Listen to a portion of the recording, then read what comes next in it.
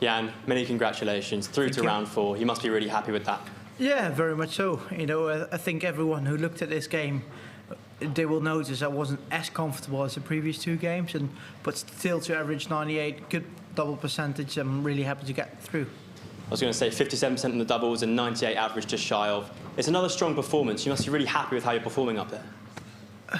Yeah, but yeah, as I said in the previous question, I didn't feel really comfortable up there.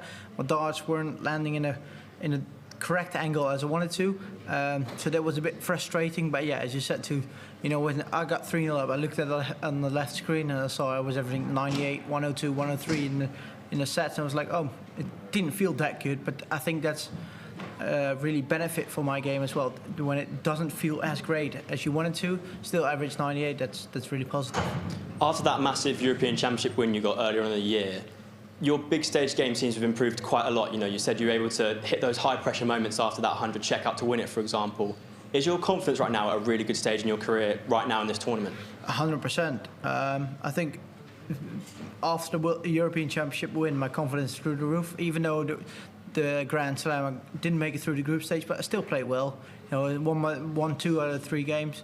Played Championship Finals, beat Luke Humphries. Then I lost to Christopher Ratajski in a very good game. So even though my results after that weren't as great, I still played well, and that's what I took out of those games. I'm really confident in my own game. The first 3 rounds here at Pally, I didn't average below 98, so I'm really looking forward to the last 16 and feeling confident, and who knows what can happen.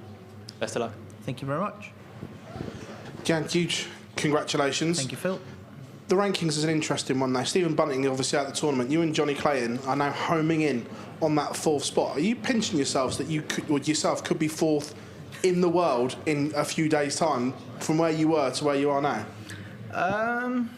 Yes and no. If it happens, I'll pinch myself. It was like, wake up, this is a dream, you know, because like 12 months ago it was number 27 and 28 in the world coming into the World Championship, and it's gone so quick this year.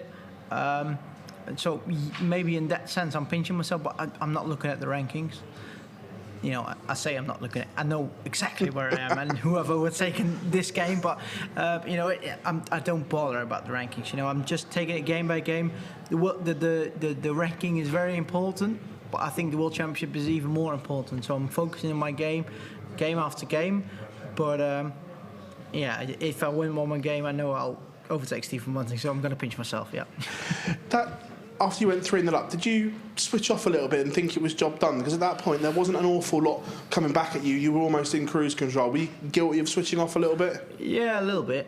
You know, the first 3, especially the first 2 sets, my darts weren't landing in the board as the way I wanted to. They were, instead of landing flat, they were a bit upright, so I couldn't make use of my first dart when it was into trouble. So I didn't hit as many 180s as I wanted to, or 140s even. So I was, in my head, of course, I was 3-0 up, but in my head, I was like just trying to hold my dart a bit differently so I can make use of my dart. They were landing a bit more flat as I wanted to, but then I was probably overthinking in that set. I played rubbish. So Madars took that set fair and square, and after that set, you know, I walked off stage like, okay, don't overthink it. Just, even though your darts aren't landing in the way you wanted to, just hit, instead of 180s, just hit 174s or 171s, who cares? And just hit as many triples as you can, and that's what I did in the final set. And you know, I played well in the final set, and happy to get the job done. You've won a major this year, provisionally top 6 in the world, playing really well here. Do you feel one of the elite players in the world right now? Good question. No, I don't feel like one of the elite players. I know everyone projected me as probably a 3rd or 4th favourite, according to the bookies, to win the World Championship. But you know, before this tournament, I didn't even win a game ever here. So I threw that straight out of the window. And you know, there's so many great players still in this tournament, and even out of this tournament, so many good players. So it still feels weird to me. And you know, 2 questions ago, you asked me to pinch myself. I'm still pinching myself to even be number 6 in the world, and that's where I am right now. So I need to start believing in it. And so it's difficult, but you know, if I keep playing the way I do today in the past 12 months, then yeah, I'm part of the great group in the world right now. Thank you. Jan, well done. Thank you. talk about that sort of expectation and being high in the betting odds and things like that. We see what it's like over here in the UK. I'm just wondering what the expectations like on yourself back home in the Netherlands. It's difficult, you know. Of course, in the Netherlands, you always got Michael van Gerwen, but in the Netherlands, we're looking for a guy who's right behind Michael. You know, Michael is of course the number one, but he hasn't performed as well as everyone hoped in the last couple of years. So everyone in the Netherlands is looking for a number two. But we got great players like Jermaine Watsamina, Dirk van Duivenbode, Danny Noppert, but now myself as well. And I've shown that this tournament that I can be the number two of the Netherlands, overtaking Danny Noppert in the rankings now. So I'm number two in the Netherlands right now, but you know it's a huge amount of pressure on myself and on Michael. But Michael is used to it because he's got this pressure for many years in the past couple of years. But it's new for me, but I'm dealing with it well so far, so I'm happy to do it. Have you spoken to anyone about dealing with that pressure, whether it be Michael or be anybody? Or? Not to Michael, no. I got a mental coach back home, which I've spoken to about pressure from being the number two in Holland, but also pressure with, I don't want to mention it, but pressure with Premier League, stuff like that, and it's just people expecting more of you. So I've spoken to him about that, and this really worked for me, and that's probably why I'm still left in this tournament. Thank you. Hi, Gian. Well done on that win. Thank you. Just on the mental coach there, when did you start talking to that person? About 2 years ago, I reckon, or 1.5 years ago. So I've spoken to him, I think, about start of 2024, at back end of 2023. So it's not something I've been doing since I'm really shooting up the rankings. But he's really working for me, and he's really someone I can explain my story to. You know, he follows the dart, of course, but he's always he's got a background in a top sport as a football player, so he knows what it's like to put the pressure on you. Yeah, I'm really happy with him. You was talking about over in your home country, of Michael van Gerwen absorbs a lot of that pressure. Do you think that helps? Because I compare it to Germany, whereas they've been looking for a superstar, and they thought they had it in Max Hopp, that he went away, that it was Clemens, and now Schindler. So they've been looking for it and almost put more pressure on. Whereas in the Netherlands, it's kind of always been Michael for a long time. 100%. You know, I think for me, as a Dutchman, I'm in the shadow of Michael van Gerwen. As a young player shooting up the rankings, I'm in the shadow of Luc Littler. So for me, it's 100%. It's a help that I'm in the shadow of someone. If it would have been German, it would have been very difficult, because now, as you said, Martin Schindler, you had Max Hopp, you have now Gabriel Clemens, you have Nico Springer, of course, shooting up the rankings. So for me, it's really helpful to be in the shadow of Michael van Gerwen. I'm number two of the Netherlands right now, but not all the pressure is on me. Everyone's looking at what Michael's doing. I'm just in his shadows. So yeah, that's really helped. Would you like to break out of that shadow, or does it suit you being in there?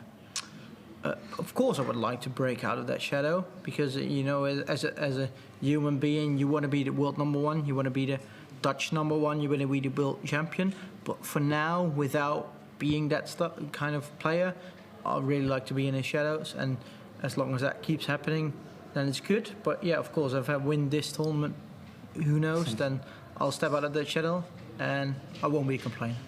Thank you, Gian. Well played today. Cheers, Connor. Congratulations, Jan. You said in your onstage interview that at 3-0 up you were guilty of thinking that you'd already won the match. Yeah. Are these just all part and parcel of new experiences here, having, you know, only just won your first match here this year? Yeah, for sure. You know, before this tournament, I hadn't even won a game in set format in my whole career. You know, I hadn't won a game here. I hadn't won a game at the World Grand Prix. So set format was really difficult for myself. Won my first game, then a second game, and now 3-0 up. In my head, I was like, okay, you're already there. Just 3 more good legs, and then you're through. And in the fourth set, I was dreadful. So that in my head, I was like, okay, you need to regroup. You need to refocus and get your... I didn't say that. And you need to get your stuff together. It's good? Yeah? Good, thank you. And you need to get your stuff together so for the fifth set. And that's what I did in the end. And it was tricky, but I think that comes with experience. Of course, I'm world number 6 at the moment, but I'm still learning. I'm still experiencing new stuff. You know, first time through to the last 16, I'm really enjoying my life. And do you draw on the experience of winning the European Championship to help you get through certain pressure moments? Yeah, for sure. You know, I said it after that game. I'm going to say it many more times. Because I've won that last exciting leg against Humphreys, to win that game with the 100 checkout. You know, if I would have missed that double 16, I would have lost that game. I wouldn't have won my first major title. To hit that deciding checkout, the deciding dot on that high pressure moment, it gave me so much confidence going through all the rest of the tournaments. Even here, I know if it's going to be a tight game, I know I can do it under that high pressure. So that's what I did today as well. And with you being now 4 wins away from lifting the trophy, do you start to dream now? Does it start to come into view? No, not really.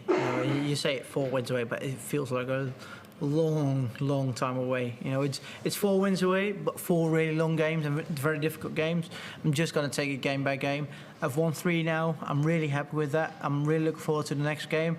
But yeah, as I said, I'm going to take it game by game and don't look at anything else but the last 16 game. Well done. Thank you very much. Congratulations. Thank you. And who do you think is your idol, Michael van Veen? My idol? Yeah. In this sport, my idol is Gary Anderson. So I saw him play this afternoon against Jermaine Wattamina. It was a really good game. You know, Jermaine, he really fought back into this game, but Gary stuck it at the end. But, you know, of course, being Dutchman, as I said, Gary Anderson is my idol, but as being a Dutchman, you always wanted to do Michael van Veen and to do really well in this tournament. He's still in. He's going to play tonight, and I'm really rooting for him. Okay, by the way, who do you think is the most tough opponent this time? For me? Yeah. Luke Littler. You know, it's. I think everyone who will say any different answer is lying. You know, we saw Luke Littler play yesterday. He averaged 107. But lucky for me, I don't play him until the final. So if I get to the final and play him, I'm really happy. You know, my World Championship is already a success. So then I can relax into that game. But that's the most tricky opponent for everyone. What was the most positive, do you think, from the performance tonight? And what do you feel still need improving?